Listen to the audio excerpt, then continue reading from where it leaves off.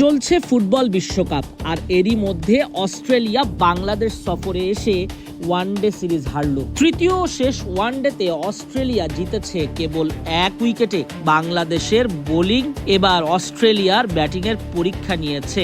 21 বছর পর অস্ট্রেলিয়ার বিপক্ষে দ্বিতীয় জয়ের দেখা পেয়েছিল বাংলাদেশ ওয়ানডেতে। শুধু তাই নয়, প্রথমবারের মতো ঐতিহাসিক ওয়ানডে সিরিজ জয়ও হয়েছে ক্যাঙ্গারুদের বিপক্ষে। এত সব অর্জনের ভিড়ে এখন আবার সামনে 3 ম্যাচ টি-20 সিরিজ। প্রথম টি-20 মাঠে গড়াবে চট্টগ্রামে 17 জুন, বাকি 2 ম্যাচ 19 ও 21 জুন। সংক্ষিপ্ত সফর হলেও অস্ট্রেলিয়া যেই অভিজ্ঞতা নিয়ে যাচ্ছে এবার, সেটার সবটাই জুড়ে বাংলাদেশ ক্রিকেট দলের পারফরমেন্সের জয় জয়কার। এক অন্য বাংলাদেশকে দেখছে টিম অস্ট্রেলিয়া।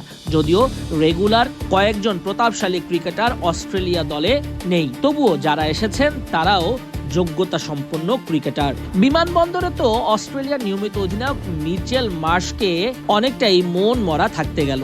কেমন আছেন জিজ্ঞেস করা হলে মিচেল মার্শের মুচকি হাসি। তবে সেই হাসিটা খুব একটা চওড়া হয়নি, কারণ বাংলাদেশ সফরে অস্ট্রেলিয়া এবার মন মতো খেলতে পারেনি। যে দলটা টিম ইন্ডিয়াকে তাদেরই মাটিতে পরাজিত করে এসেছে, তারাই ব্যাক টু ব্যাক সিরিজ হেরে গেছে পাকিস্তান ও বাংলাদেশের বিপক্ষে।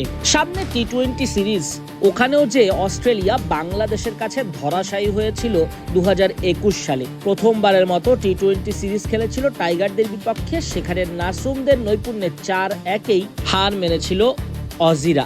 তবে বাংলাদেশ এখন স্পোর্টিং উইকেটেই খেলছে বেশি, তাই তো ফেয়ার উইকেট পেয়ে খেলাটা জমজমাট হচ্ছে। এক পেশে ফলাফল কমই হচ্ছে, হাড্ডাহাড্ডি লড়াই হচ্ছে। এখন বাংলাদেশের পেস ইউনিট দুনিয়ার অন্যতম সেরা। বাংলাদেশের বিপক্ষে মিচেল মার্শের নেতৃত্বে অস্ট্রেলিয়া টি-20 দলে আছেন Matt Renshaw, Josh Philippe, Josh Inglis, Nikhil Chaudhary, Cooper Connolly, Cameron Green, Aaron Hardie, Xavier Bartlett, Joel Davies, Nathan Ellis, Spencer Johnson, Matthew Kuhnemann, Riley Meredith, Adam Zampa.